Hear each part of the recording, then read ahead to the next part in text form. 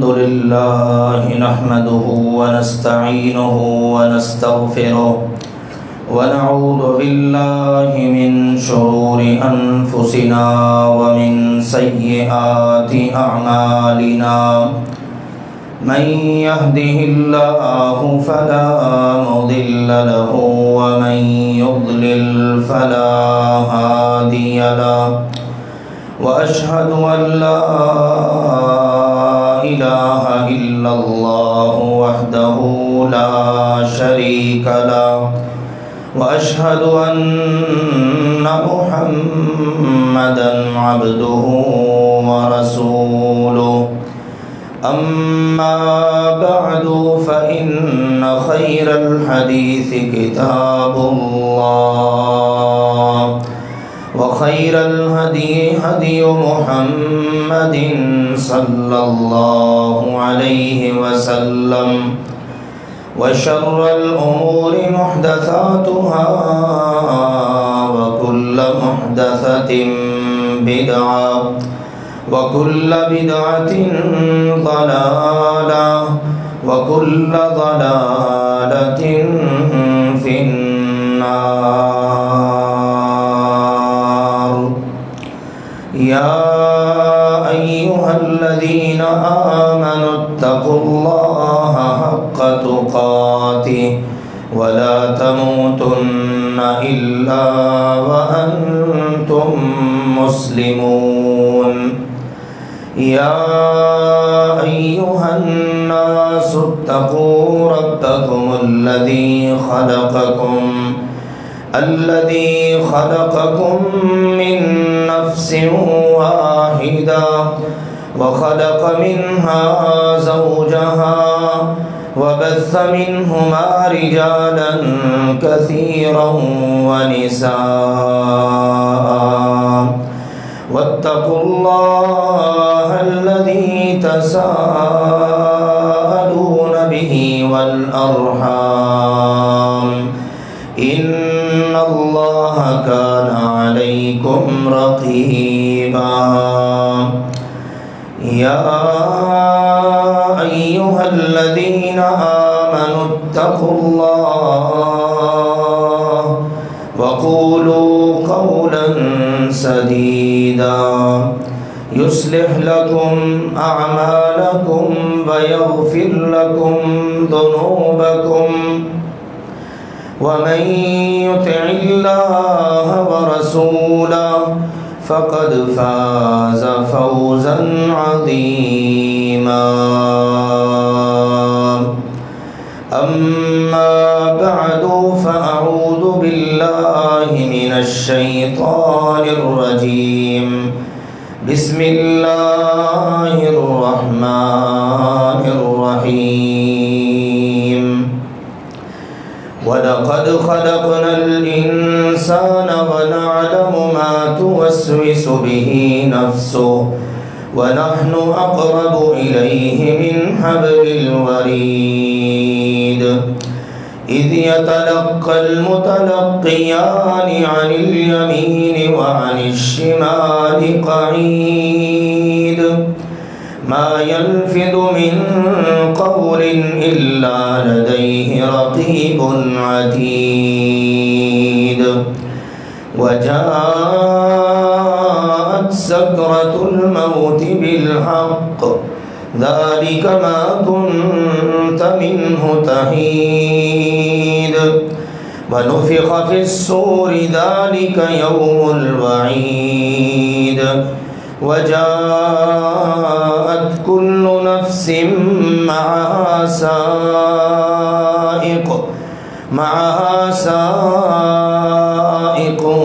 وشهيد لقد كنت في غفلة من هذا فكشفنا عنك غطاءك فبصرك اليوم حديد وقال سبحانه وتعالى إن إبراهيم كان أمة قانتا لله حنيفا ولم يك من المشركين شاكرا لأنعمه اجتباه وهداه إلى صراط مستقيم وآتيناه في الدنيا حسنة وإنه في الآخرة لمن الصالحين ثم أوحينا إليك أن اتبع ملة إبراهيم حنيفا وما كان من المشركين.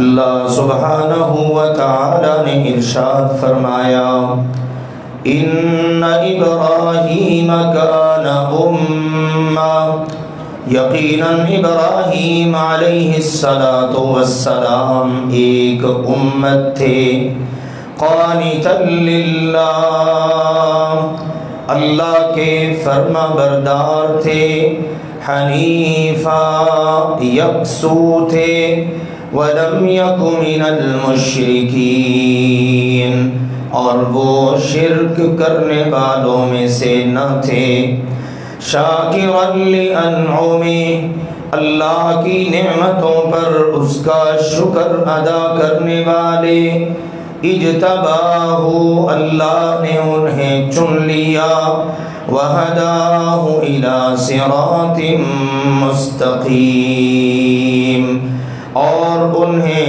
صراط مستقیم پر گامزن فرما دیا، وَآتَيْنَاهُ فِي الدُّنْيَا حَسَنَةً، اور ہم نے انہیں دنیا میں بھی بھلائی، خیر، خوشیاں، سکون عطا کیا، وَإِنَّهُ فِي الْآخِرَةِ لَمِنَ الصَّالِحِينَ، اور یقیناً وہ آخرت میں بھی صالحین میں سے ہوں گے۔ ثم اوحینا الیک، پھر ہم نے آپ صلی اللہ علیہ وسلم کی طرف وحی کی، ان اتبع ملت ابراہیم حنیفا، کہ آپ بھی یکسو ہو کر ابراہیم علیہ السلام کی ملت پر چلتے رہیے، وما کان من المشرکین، اور وہ ابراہیم علیہ السلام شرک کرنے والوں میں سے نہ تھے۔ علی نبینا وعلیہ السلام کا ذکر خیر ہو رہا ہے، کیونکہ چند دن کے بعد جو مسلمانوں کا ایک عظیم تہوار اور خوشی کا موقع آ رہا ہے، عید الاضحیٰ، اور اس میں پھر قربانی یا خوش نصیب لوگوں کے لیے حج کا موقع، یہ ساری کی ساری عبادات جڑی ہوئی ہیں اللہ کے خلیل سیدنا ابراہیم علی نبینا وعلیہ السلام کے ساتھ۔ اور پھر اللہ تعالیٰ کا حکم بھی ہے ہمارے پیارے نبی کریم صلی اللہ علیہ وسلم کے نام اور آپ کی امت کے نام کہ تم سب کے سب ابراہیم علیہ السلام کی ملت پر چلو۔ قل صدق اللہ فاتبعوا ملت ابراہیم حنیفا۔ ابتدا میں جو آیات پڑھی سورۃ النحل کی آخری آیات، ان میں اللہ نے کہا میرے مصطفیٰ کریم میں نے آپ کی طرف وحی کی کہ آپ نے ملت ابراہیم پر چلنا ہے۔ چوتھے پارے کی ابتدا میں کہا قل صدق اللہ، فرما دیجئے اللہ نے سچ فرمایا، فاتبعوا ملت ابراہیم حنیفا، تم سب کے نام یہ پیغام ہے کہ تم سارے کے سارے ابراہیم علیہ السلام کی ملت پر چلو، ان کے دین پر چلو۔ زندگی میں یا سال میں صرف کوئی ایک موقع یا دو موقع نہیں، بلکہ ساری زندگی साल के सारे महीने, महीनों के सारे हफ्ते, हफ्तों के सारे दिन, दिन का एक एक लम्हा तुम गुजारो तो मिल्लत इब्राहीम के मुताबिक गुजारो। और इसमें जो सबसे अहमियत की हामिल चीज़ है कि जिसके ऊपर अमाल की बुनियाद है वो है अकीदा। अकीदा अगर बंदे का दुरुस्त है तो छोटे से छोटे अमल की भी अल्लाह के यहाँ कदर होगी, और अगर अकीदा दुरुस्त नहीं है, यकीन ही नहीं है, तो फिर बड़े से बड़ा अमल भी कोई फ़ायदा नहीं दे सकता। यहूद कहा करते थे, मुशरिकीन मक्का भी कहा करते थे, इसी तरह से ईसाई कहा करते थे हम इब्राहीम अलैहिस्सलाम के हैं, वो हमारे थे। यहूदियों ने यहाँ तक कह दिया वो तो थे यहूदी। ईसाई कहने लगे नहीं नहीं वो तो थे ही ईसाई, मकसद ये कि जिस मजहब पर हम हैं उस पर वो थे। फिर एक और बात, मक्का वाले कहने लगे हम चूंकि इब्राहीम अलैहिस्सलाम की औलाद हैं वो हमारे थे, हम उनके हैं। लेकिन आप गौर कर लीजिए उनके अकायद, उनके नज़रियात क्या मक्का वाले को मामूली काम करते थे? बैतुल्लाह को बनाना, बैतुल्लाह को तामीर करना, अल्लाह के मेहमानों की खिदमत करना। आम मेहमान आ जाए तो उसके बारे में कहा उसकी जो बंदा इज्जत करता है, उसका ख्याल करता है, उसकी आओ भगत करता है, ये बंदा मोमिन है। तो जो अल्लाह के मेहमानों की कदर करे, फिर इसके लिए बाकायदा उनका आपस में एक दूसरे से मुकाबला होता।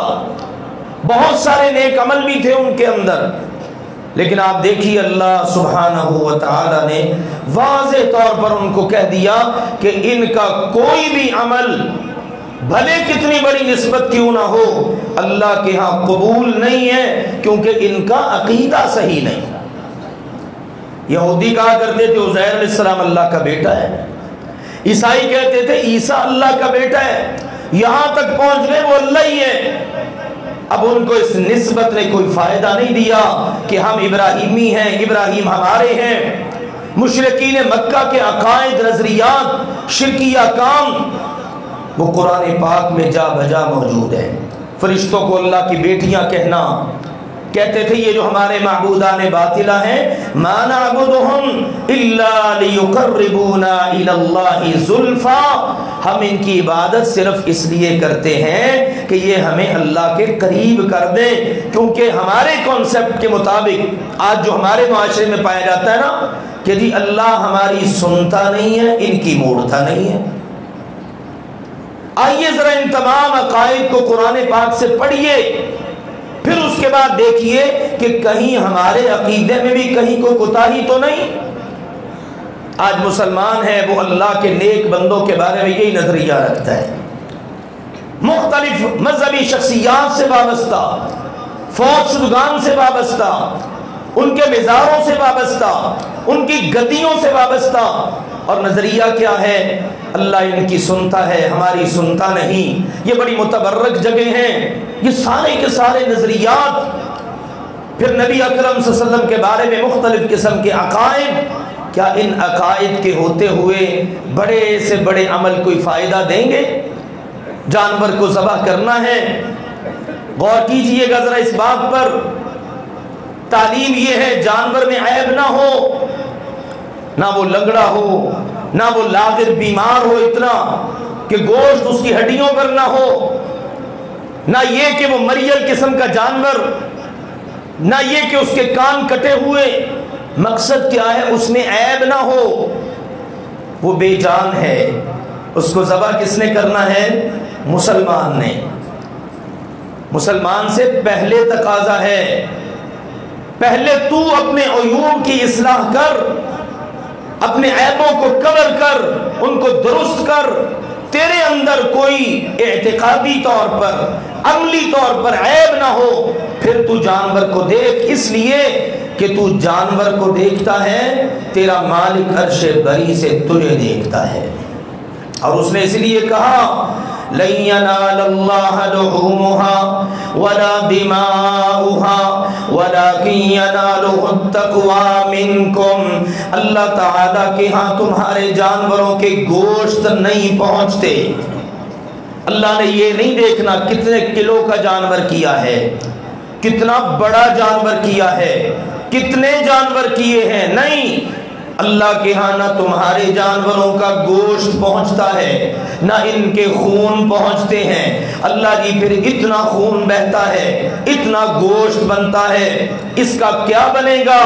کہا یہ تو سارے کا سارا تم کھا لیتے ہو، خون زمین پہ بہ جاتا ہے. اللہ جی آپ کے یہاں کیا پہنچتا ہے؟ فرمایا وَلَٰكِن يَنَالُهُ التَّقْوَىٰ مِنكُمْ، اللہ کے ہاں تو تمہارا تقویٰ پہنچتا ہے.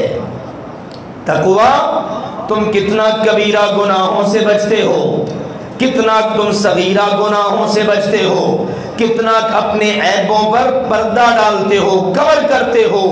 اللہ کیا یہ پہنچتا ہے. جس کو تم نے دیکھنا اس میں عیب نہ ہو وہ تمہارے پاس رہ جائے گا، اور تمہیں اللہ نے دیکھنا ہے اور تمہارے اندر سے تقویٰ اللہ کو مطلوب ہے. اس لیے حدیث پاک میں بھی آتا ہے ان اللہ لا ينظر الى صورکم ولا الى اجسامکم، اللہ تعالیٰ تمہاری شکلیں صورتیں نہیں دیکھتا، تمہارے جسم نہیں دیکھتا. وَلَٰكِن يَنَالُهُ التَّقْوَىٰ مِنكُمْ کے تحت فرمایا وَلَٰكِن يَنظُرُ إِلَىٰ قُلُوبِكُمْ وَأَعْمَالِكُمْ، اللہ تعالیٰ تو تمہارے دلوں کو اور تمہارے عملوں کو دیکھتا ہے.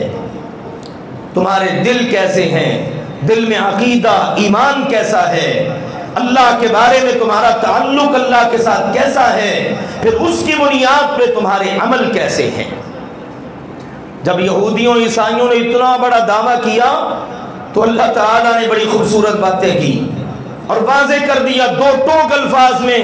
کہا ما کان ابراہیم یہودیا ولا نصرانیا ولکن کان حنیفا مسلما وما کان من المشرکین.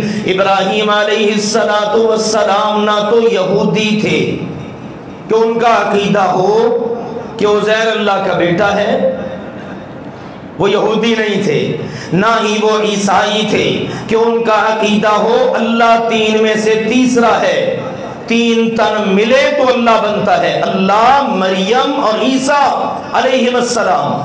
نہ ان کا یہ عقیدہ تھا عیسیٰ اللہ ہے، نہ ان کا یہ عقیدہ تھا کہ عیسیٰ اللہ کا بیٹا ہے. وما کان من المشرکین، شرک کرنے والے بھی نہیں تھے کہ بتوں کو پوجتے ہوں، فرشتوں کے بارے میں نظریہ ہو کہ یہ اللہ کی بیٹیاں ہیں، ایسا کوئی نظریہ نہیں. آج اپنے معاشرے میں مسلمانوں پر نظر دوڑائیے، کیسے کیسے عقائد، کیسے کیسے نظریات، اللہ کا سارا کام اللہ کے بندوں میں تقسیم کر دیا. شفا لینی ہو فلاں سے لے لیں، اولاد نہیں ہو رہی فلاں کے در پہ چلے جائیں، یہ فلاں کام کر لیں. اللہ کے نبی کے بارے میں عقیدہ، نظریات، پھر پنج تن پاک والا جو کنسپٹ ہے، نظریہ ہے، وہ کیا ہے؟ یہ ساری ان لوگوں سے ملتی باتیں. اس لیے اللہ نے کہا میرا ابراہیم ایسا نہیں تھا. کیا تھا وہ؟ وَلَٰكِن، اللہ کا وفادار، اللہ سبحانہ و تعالیٰ کا بن کے رہنے والا، یہ تھے ابراہیم علیہ السلام. اللہ تعلق تو یہ ساری جتاتے ہیں، ان سے تعلق کن کا ہے؟ سنیے ذرا اللہ کی بات. فرمایا ان اول الناس بابراہیم للذین اتبعوا وهذا النبی والذین آمنوا واللہ ولی المؤمنین. یقیناً ابراہیم سے سب سے زیادہ تعلق ان کا ہوگا جو ان کے پیروکار ہوں گے.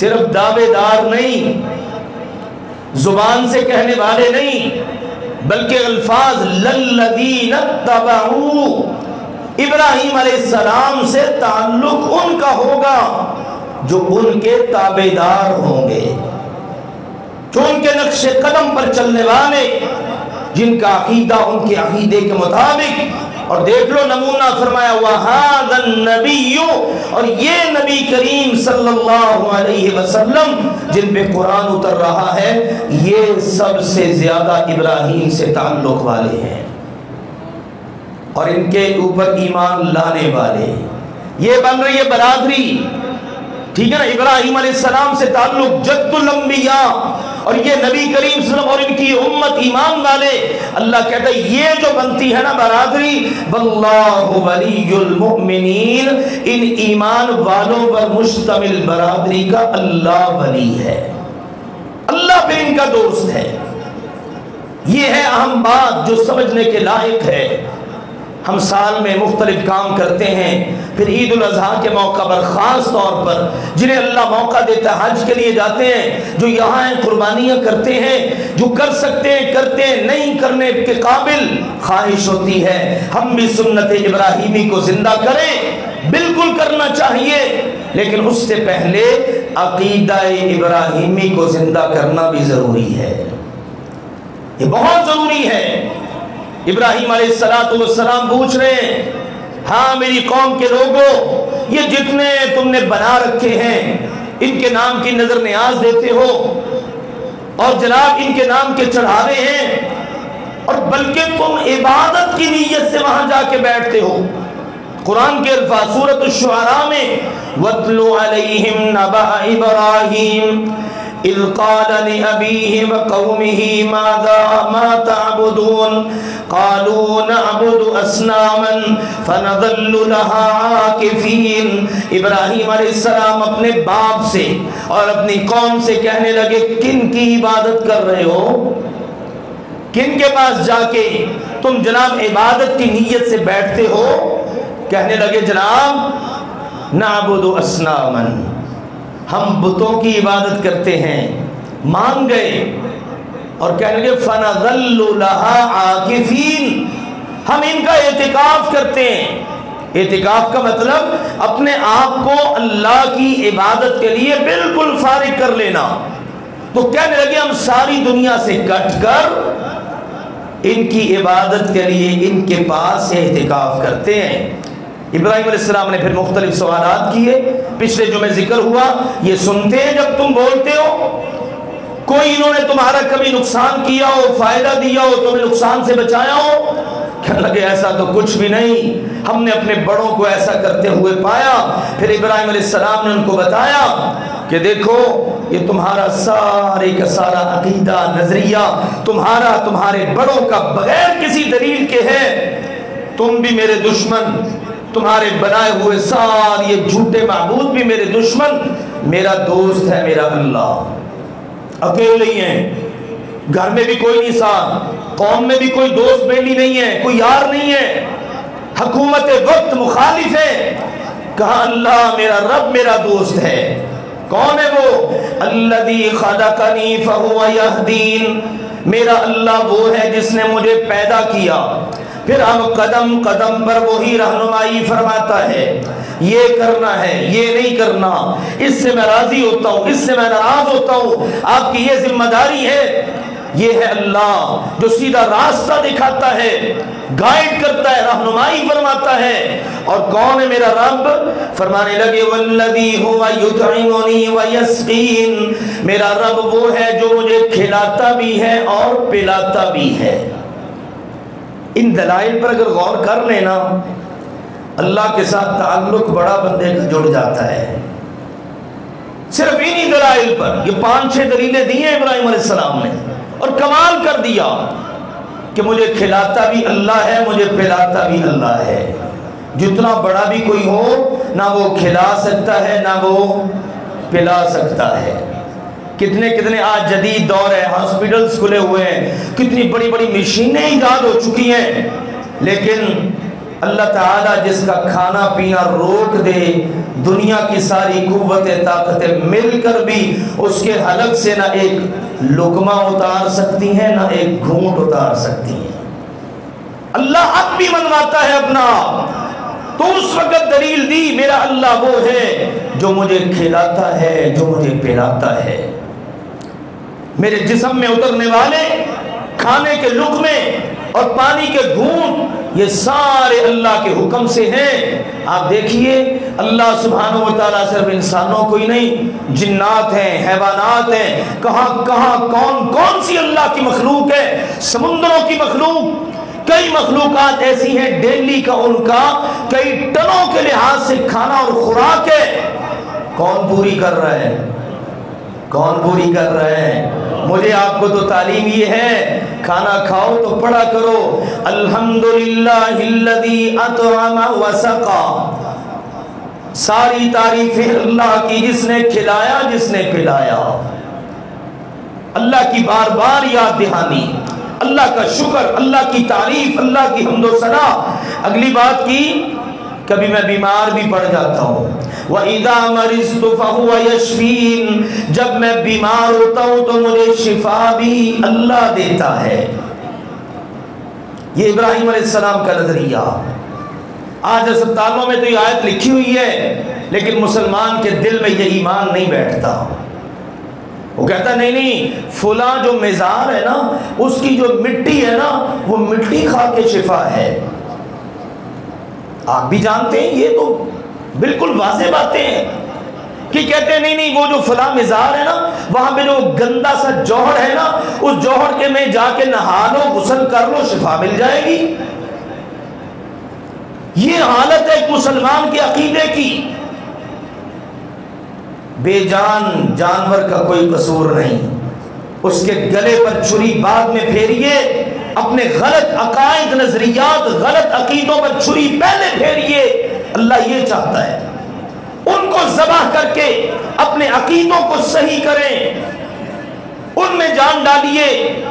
آج ان معاملات کے اندر ہم مسلمان کہاں کھڑے ہیں؟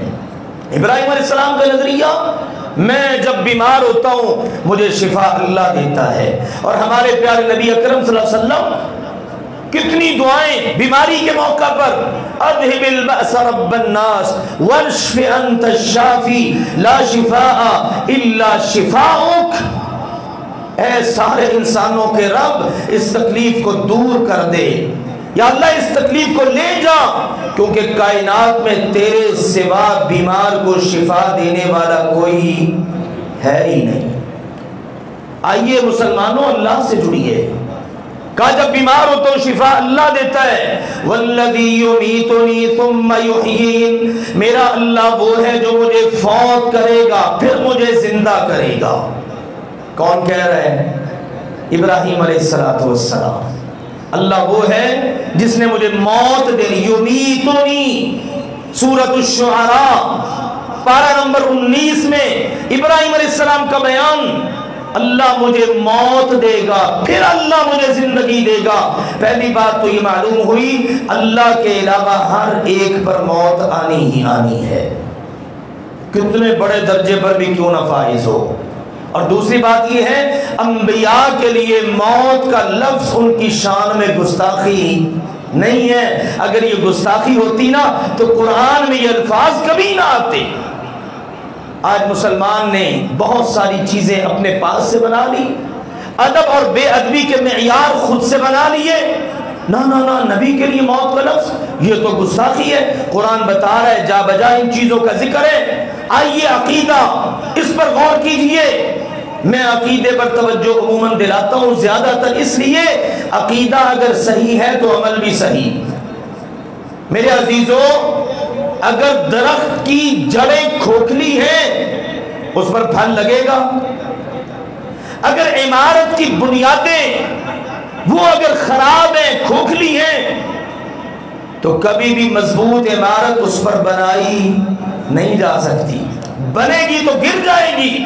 بس یہی چیز ہے، اگر عقیدہ صحیح ہے بننے والی اعمال کی عمارت مضبوط ہوگی، اگر عقیدہ صحیح نہیں ہے تو وہ کھوکھلی ہے، کمزور ہے، کسی بھی وقت گر سکتی ہے۔ تو کہا اللہ وہ ہے جو مجھے فوت کرے گا پھر مجھے زندہ کرے گا۔ والذی اطمع ان یغفر لی خطیئتی یوم الدین، میرا اللہ وہ ہے جس کے ساتھ میری امیدیں وابستہ ہیں۔ اطمع، طمع رکھتا ہوں، لالچ رکھتا ہوں، اسی پر امید ہے، اسی پر میرا یقین ہے کہ وہ قیامت کے دن میری ساری خطائیں معاف کر دے گا۔ کوئی بشری تقاضے کے مطابق کوئی بھول چوک ہو بھی گئی نا معاف کر دے گا۔ حدیث پاک میں آتا ہے کہ جب قیامت کے دن لوگ جائیں گے نا ابراہیم علیہ السلام کے پاس کہ اللہ سے کہہ دیں حساب شروع ہو جائے، تو ان کو اپنا وہ 3 موقع پر کیا ہوا توریہ یاد آ جائے گا کہ انہوں نے بات صحیح لیکن اٹھا توریہ کا مطلب ہوتا ہے کہنے والا مراد کچھ لیتا ہے، سننے والا مراد کچھ لیتا ہے، تو ان کو یاد آ جائے گا، کہیں گے نہیں تم میرے بعد اگلے نبی کے پاس چلے جاؤ۔ تو یہاں پر ایسی ہی چیزیں ہیں، میری جو خطائیں ہو گئی مجھ سے وہ میں جانتا ہوں، میرا رب جانتا ہے، میرا رب جو ہے وہ قیامت کے دن ضرور مجھے معاف کر دے گا۔ رب حب لی حکمن، اے میرے اللہ مجھے حکم عطا فرما، حکمت، دانائی، فراست، نبوت، رسالت، حکومت، یہ ساری چیزیں اس میں آتی ہیں، اور اللہ نے قبول کر کے بعد میں نبوت و رسالت، کتاب و حکمت وہ ساری کی ساری سیدنا ابراہیم کی اولاد میں ہی رکھ دی۔ وَأَلْحِقْنِي بِالصَّالِحِينَ، اور یا اللہ مجھے نیک لوگوں کے ساتھ جوڑے رکھنا۔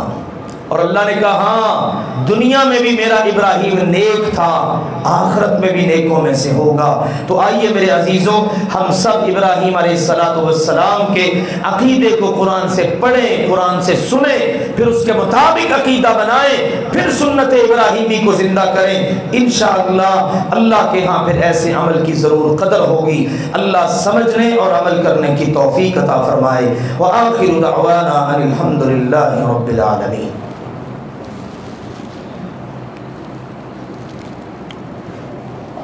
مارس بھی کریں ٹھیک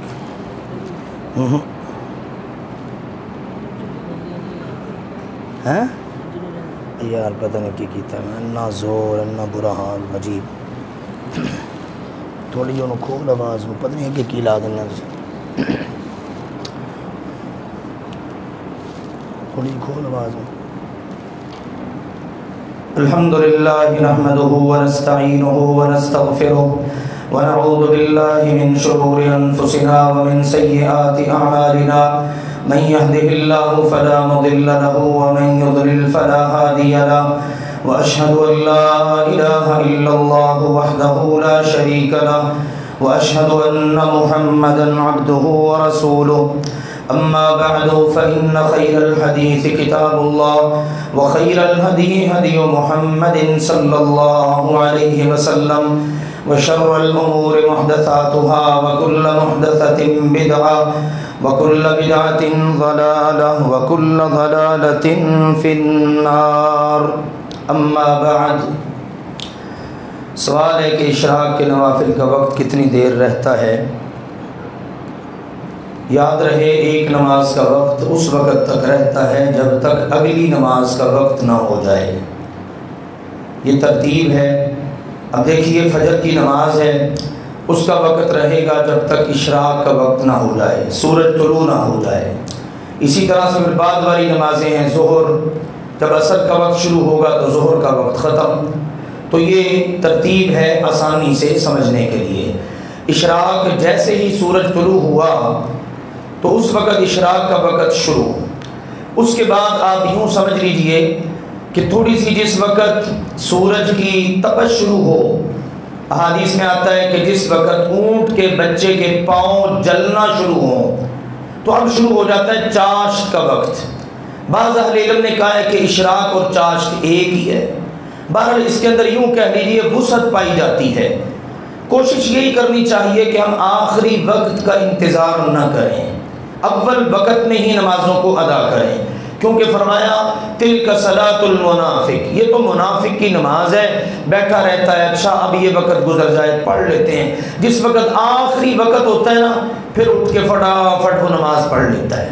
اس لیے کوشش یہی کریں کہ اول وقت میں نماز پڑھیں۔ تو اشراق کی اگر آپ کو عادت ہے بہت اچھی بات ہے، اشراق پڑھنی چاہیے۔ اس کے نوافل اگر ادا کرنے ہیں تو کوشش کریں سورج نکلنے کے زیادہ سے زیادہ 10 سے 15 منٹ انتظار کر کے اس کے بعد آپ کسی بھی وقت اس کو پڑھ سکتے ہیں۔ 2 رکعت پڑھ لیں، 4 پڑھ لیں، اور اگر صلاۃ الضحیٰ کو ساتھ شامل کر لیں تو نبی اکرم صلی اللہ علیہ وسلم سے 12 رکعتوں تک بھی ثابت ہے۔ تو تو یہ تقریباً زوال تک کا وقت بنتا ہے۔ اس دورانیے میں آپ کو 2 رکعتیں پڑھنے کا موقع مل جائے، 4 کا، 6 کا، 8 کا، 10، 12 تک، تو آپ ان کو ادا کر لیں۔ واللہ تعالی اعلم بالصواب۔ کہتے ہیں فرض نماز کرسی پر بیٹھ کر نہیں پڑھنی چاہیے۔ کہتے ہیں بہت ساری باتیں اصل میں مشہور ہو جاتی ہیں، تو بات تو ویسے یہ ہے کہ اگر کھڑے ہو کر نماز پڑھنے کی طاقت نہیں تو بیٹھ کر پڑھ لیں، بیٹھ کر پڑھنے کی طاقت نہیں ہے تو لیٹ کر پڑھ لیں، ٹھیک ہے؟ یہ تعلیمات ہیں، اس میں اللہ تعالیٰ نے سہولت اور آسانی رکھی ہے۔ بیٹھنا چاہیے زمین پر ہی، یہ بہتر ہے، لیکن بعض اوقات مجبوری ہوتی ہے، گھٹنے فولڈ نہیں ہو پاتے، کرسی پر بیٹھ کر ذرا قدرے سہولت ہو جاتی ہے، تو ہمارے یہاں اصل میں بہت سارے معاملات کے اندر وہ سہولت یا آسانی دینے کی بجائے بے جا قسم کی سختیاں پائی جاتی ہیں۔ اصل میں ہم لوگ ہیں افراط اور تفریط کا شکار۔ اگر ہم نے کوتاہی کرنی ہے وہ بھی انتہا کی، اگر سختی کرنی ہے وہ بھی انتہا کی۔ اب دیکھو اگر کسی کے سر میں بھی درد ہے نا تو وہ بھی کہتا ہے بیٹھ کے نماز پڑھ لوں کرسی پر، یہ تو زیادتی ہے نا۔ آپ زمین پر بیٹھ جائیں، اچھا بھلا جوان آدمی ہے، ٹھیک ہے، زمین پر بیٹھ کے نماز پڑھ سکتا ہے، پڑھ لے، یہ بہتر ہے۔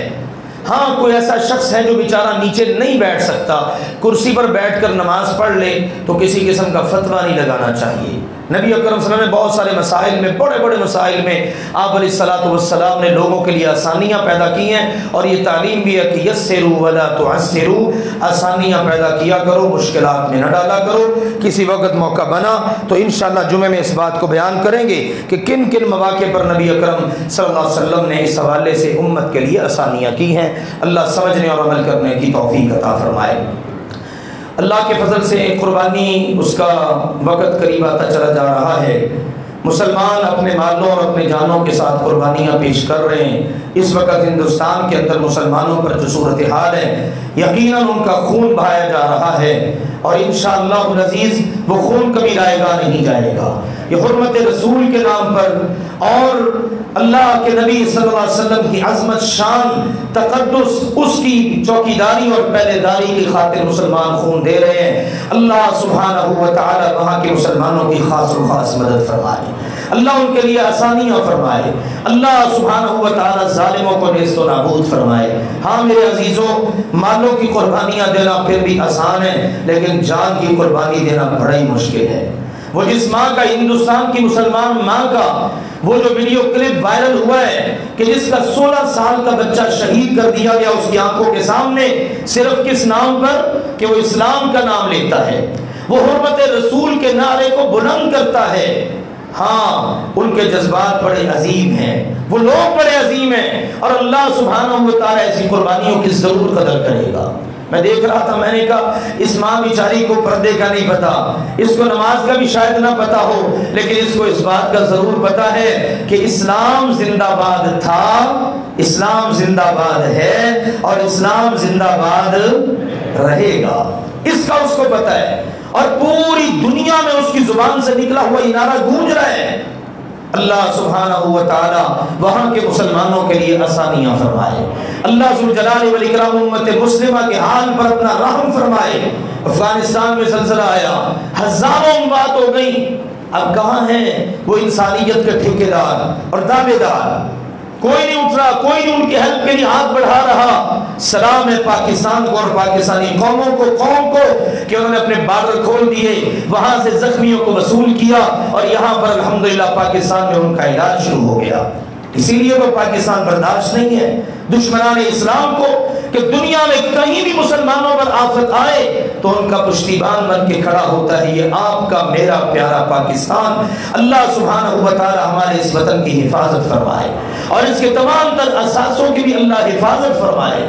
دشمن کی جو اندرونی بیرونی سازشیں ہیں اللہ سب کو بے نقاب کر دے، اور اللہ تعالیٰ سب کو بے نقاب ہی نہیں بلکہ اللہ تعالیٰ ان کو تباہ و برباد کر دے، ان کی تدبیروں کو ان پر ہی الٹ دے۔ اللہ تعالیٰ اس بات پر پوری طرح سے قادر ہے۔ تو قربانی کا سیزن اللہ کے فضل سے آ رہا ہے، آپ قربانی کی جانوروں کی خریداریاں بھی کر رہے ہیں، حصے بھی ڈال رہے ہیں۔ اللہ تعالیٰ سب کو توفیق عطا فرمائے کہ سب اس عظیم سنت کو زندہ کرنے والے بنے۔ وہیں پر میرے عزیزوں جو مستحق لوگ ہوتے ہیں ان کا بھی خیال رکھنا ہے۔ آپ کی جماعت ہمیشہ اللہ کے فضل و کرم سے ان چیزوں کا خیال کرتی ہے، تو اس بار جو قربانی کے لیے گائے کے حصے اور اسی طرح بکرا چھترا اس کا اور گائے کا وہ ساری تفصیلات الحمدللہ آ چکی ہیں۔ 15,000 روپیہ یا 18,000 روپیہ مقرر ہے ایک حصے کا مستحقین کے لیے، اور اسی طرح سے اگر آپ بکرا چھترا عطیہ کرنا چاہتے ہیں تو اس کی تقریباً ہے عطیہ کی قیمت 30,000 روپے۔ تو وہ اس کار خیر میں بھی آپ اللہ کے فضل و کرم سے پہلے کی طرح آگے بڑھیے، تاکہ مستحق لوگ وہ رسائل شہداء ہیں، وہ بلوچستان کے لوگ ہیں، وہ دیگر ایریوں کے لوگ ہیں، تاکہ ان تک بھی اللہ کے فضل و کرم سے ہی گوشت پہنچ سکے۔ اللہ تعالی ہماری جماعت کو جزائے خیر دے کہ جس نے الحمدللہ یہ اچھی روایات قائم کی۔ یہاں پر مرکز میں بھی الحمدللہ اجتماعی قربانی کا بندوبست ہوتا ہے۔ آپ کو پتہ ہے میاں افضل صاحب اور ان کی ٹیم کے بھائی ماشاءاللہ بڑی محنت کرتے ہیں۔ اب ہم تو اپنے اپنے کام کاج میں مصروف ہے نا، ماشاءاللہ وہ مہینہ ہو چکا ہے وہ مختلف دیہاتوں کے چکر لگا رہے ہیں اور وہاں سے ماشاءاللہ اچھے جانوروں کی خریداری کرتے ہیں۔ آپ سب جانتے ہیں یہاں پر جو جانور ہوتے ہیں وہ عام طور پر مساجد میں وہ جانور نہیں کیے جاتے، اتنے بہترین جانوروں کا انتخاب ہوتا ہے۔ تو ماشاءاللہ کچھ جانور انہوں نے خرید بھی لیے، اللہ کے فضل سے دیکھ کر بڑی خوشی ہوئی۔ جس طرح وہ لوگوں کے لیے سہولت پیدا کر رہے ہیں، ہماری دعا ہے اللہ ان کے لیے سہولتیں پیدا فرمائے۔ تو اپنے مرکز میں جو اجتماعی قربانی گائے کی اس کا حصہ 20,000 روپے مقرر کیا گیا ہے۔ تو آپ میں سے جس نے اس میں شامل ہونا ہے بر وقت آپ اپنا اندراج کروا لیں، تاکہ اللہ کے فضل و کرم سے آپ کا حصہ جو ہے وہ مختص کیا جا سکے۔ اللہ تعالیٰ آپ سب کو جزائے خیر دے اور برکتیں عطا فرمائے۔ آخری گزارش یہ ہے میرے عزیزوں، الحمدللہ یہ مرکز اللہ کے فضل و کرم سے اس کے اندر یہ باغ لگا ہوا ہے، بچے اور بچیاں پڑھ رہے ہیں۔ الحمدللہ قرآن اور حدیث کی تعلیم کا سلسلہ جاری ہے۔ گاہے گاہے مختلف بچے اپنا قرآن پاک جب حفظ کرتے ہیں تو وہ آپ کے سامنے آ کر اپنا آخری سبق سناتے ہیں۔ دوسرے حصے میں ہماری بچیاں بیٹیاں قرآن پاک حفظ کرتی ہیں، اسی طرح ان کا بھی درس نظامی کا پورا سلسلہ ہے۔ ادھر بچوں کا الحمدللہ شعبہ حفظ، شعبہ درس نظامی یہ مکمل ہے اللہ کے فضل و کرم سے، ساتھ ساتھ الحمدللہ تجوید و قراءات کا شعبہ بھی جاری و ساری ہے۔ دعا کرے اللہ سبحانہ و تعالی اس کے اندر دن دگنی رات چگنی ترقی عطا فرمائے، اور یہ سب آپ احباب کی دعاؤں، آپ کی نیک تمناؤں، نیک خواہشات، تعاون سے ہی ممکن ہے، محض اللہ کا فضل ہے۔ اللہ ہم سب کو اخلاص عطا فرمائے۔ آج الحمدللہ یہ بتاتے ہوئے مسرت اور خوشی محسوس ہو رہی ہے کہ میرے جیسے لوگ اللہ کے فضل سے صرف کہتے ہی نہیں ہیں، اللہ کرنے کی بھی توفیق عطا فرما دیتا ہے۔ الحمدللہ میری بیٹیاں بھی ساتھ مدرسے میں پڑھ رہی تھی، سکول بھی، تو الحمدللہ آج میری 3 بیٹیوں نے قرآن پاک مکمل حفظ کرنے کی سعادت حاصل کر لی ہے۔ اور میں شکریہ ادا کرتا ہوں اپنے محترم قاری زاہد صاحب کا، بزرگ ہیں، انہوں نے ماشاءاللہ ان بیٹیوں کی بچیوں کی بنیاد رکھی الحمدللہ، اور ان بچیوں نے ماشاءاللہ ان کے پاس حفظ کرنا شروع کیا، انہوں نے محنت کروائی، پھر بعد میں دوسرے حصے میں ہماری معلمات باجیوں نے محنت کی، اور آج اللہ نے وہ خوبصورت دن ہمیں دکھایا کہ الحمدللہ آپ یوں کہہ لیجئے یہ ہماری چوتھی نسل ہے جو قرآن پاک حفظ کر رہی ہے۔ میری دادی محترمہ، اور اسی طرح سے میرے تایا، اور اسی طرح سے میری پھوپھی، پھر اس کے بعد میرے والد صاحب، یعنی یہ 2 نسلیں یہ ہو گئیں، پھر اس کے بعد ہم لوگ ہو گئے، اب اس کے بعد اگلی ہماری نسل ہے۔ اللہ یہ قرآن کی نعمت ہمارے لیے مبارک کرے، اللہ ہمارے حق میں اس کو دلیل بنا دے۔ الحمدللہ میرے 6 بچے اس وقت الحمدللہ حافظ قرآن بن چکے ہیں۔ 2 بچوں سے آپ سب واقف ہیں، وہ نمازیں بھی پڑھاتے ہیں الحمدللہ، آپ ان کی امامت میں نماز پڑھتے ہیں، یہ محض اللہ کا فضل اور اللہ کا احسان ہے، اللہ کا شکر ہے الحمدللہ۔ تو یہ بچیاں ماشاءاللہ انہوں نے حفظ کیا، اور انہی بچیوں کے اور ان کے ساتھ دیگر بہت ساری بچیاں ہیں جنہوں نے حفظ بھی کیا۔ 3-4 سالوں سے ہماری بچیوں کی تقریب نہیں ہو سکی، کورونا کے مسائل آگے، دیگر معاملات، تو الحمدللہ اس بار ان بچیوں کی سالانہ تقریب یہ 28 تاریخ منگل کو پرائم بینک کوئٹ ہال میں منعقد ہو رہی ہے، جس میں حفظ کرنے والی بچیوں کو اسناد دی جائیں گی، الحمدللہ شعبہ درس نظامی مکمل کرنے والی عالمہ فاضلہ بچیوں کو اسناد دی جائیں گی۔ اسی طرح ہمارے مختلف کورسز ہیں جو آن لائن کروائے جاتے ہیں بچیوں کو، خواتین کو، تجوید کا کورس ہے، منتخب احادیث کا کورس ہے، اسی طرح گرامر کا کورس ہے، یہ آن لائن ہوتے ہیں، کورونا کے ایام میں شروع اور اب تک چل رہے ہیں۔ ان بچیوں کو بھی انشاءاللہ تقریباً یہ 150 بچیاں بنتی ہیں جن کے اعزاز میں انشاءاللہ یہ تقریب ہونے جا رہی ہے۔ میرے عزیزوں یہ اللہ کا فضل ہے، یہ محض میرے اللہ کا فضل ہے۔ ہم کہتے ہیں اللہ تیرے علاوہ نہ کوئی توفیق دے سکتا ہے نیکی کرنے کی، نہ کوئی گناہ سے بچا سکتا ہے۔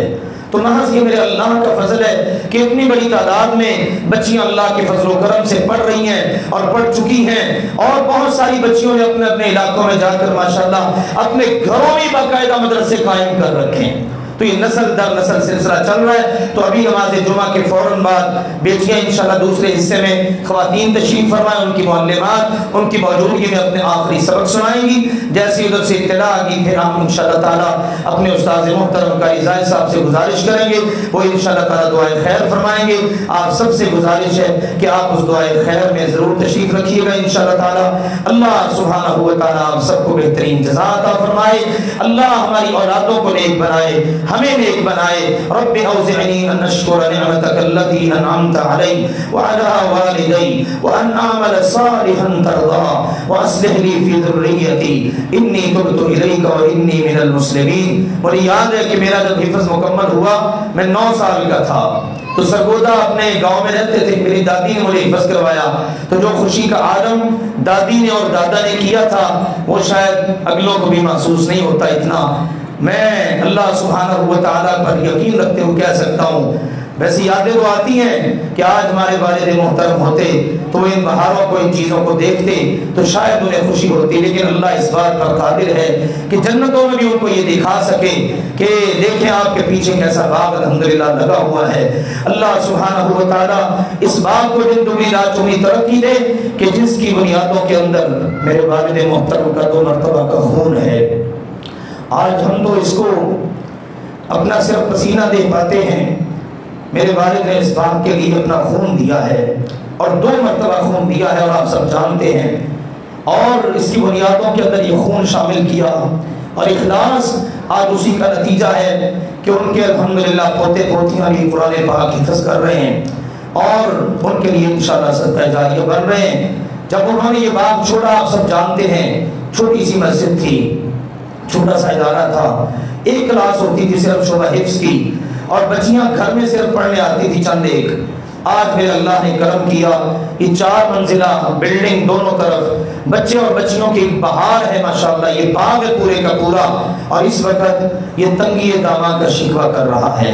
بہت سارے بچے بچیاں ہیں جو مزید پڑھنے کے لیے یہاں پر رابطے میں ہیں، لیکن ہم ان کو سہولتیں فراہم کرنے سے قاصر ہیں، اس لیے معذرت کر لیتے ہیں۔ تو بس میرے عزیزوں، آپ دعا کیا کریں، اللہ تعالیٰ سے دعا کیا کریں۔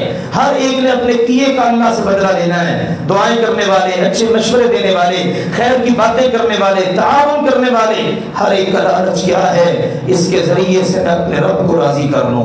بہت سارے ایسے ہیں جو یہ کہا کرتے تھے کہ ہم تو نہیں پڑھ سکے، چلو آپ پڑھ لو، آپ بھی ہمارے لیے صدقہ جاریہ بن جانا۔ میں ایسے بہت سارے لوگوں کا اللہ کے فضل و کرم سے گواہ ہوں۔ مجھے یاد ہے اچھی طرح، یہاں پر جو کچی مسجد ہم چھوٹے چھوٹے ہوتے تھے یہاں پر حفظ کرنا، تو یہاں پر بابا جی ہوتے تھے حاجی خلیل صاحب، یا میرے نانا جی ہوتے تھے حاجی خلیل صاحب، اور یہ یہاں پر بیٹھے ہوتے کرسی پر، ساتھ میں جناب انہوں نے وہ رکھی ہوتی لاٹھی، تو ہم نے کبھی آنا تو ہمیں بلا کے بڑا پیار کرنا، محبت کرنی کہ یہ ہمارے امام اور خطیب کے بچے ہیں۔ پھر اسماعیل صاحب تھے رحمت اللہ علیہ، اس وقت تو ہم کچھ ہوش میں آگے مدرسے میں بھی پڑھتے تھے۔ مجھے اچھی طرح یاد ہے وہ کہا کرتے تھے تجھے کوئی کتاب کی ضرورت ہونا تو انہیں اپنے ابو کو نہیں کہنا، تو انہیں مجھے کہنا ہے۔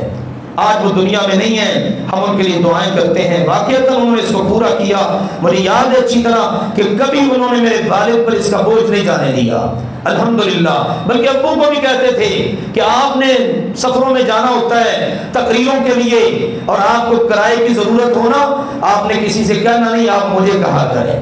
یہ لوگ بھی تھے، اور آج بھی بہت سارے لوگ ہیں جو کہتے ہیں مولوی کے پاس اچھی گاڑی نہ ہو، ہے جناب مولوی صاحب وہ گاڑی کتوں آ گئی؟ قسمت اپنی اپنی ہے نا۔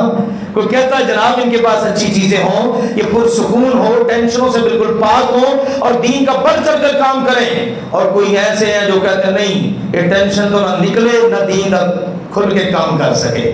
تو کہتے ہیں قسمت اپنی اپنی، اللہ تعالیٰ سب کو خوش قسمتی بنائے۔ ہماری تو ہمیشہ یہی دعا ہے، اللہ آپ سب کو جزا دے، بہت برکتیں عطا فرمائے۔ جنہوں نے یہ باتیں سنی دعاؤں میں ہمیشہ یاد رکھا کریں، اللہ تعالیٰ آپ سب کو برکتیں عطا فرمائے۔ وآخر دعوانا الحمدللہ رب العالمین۔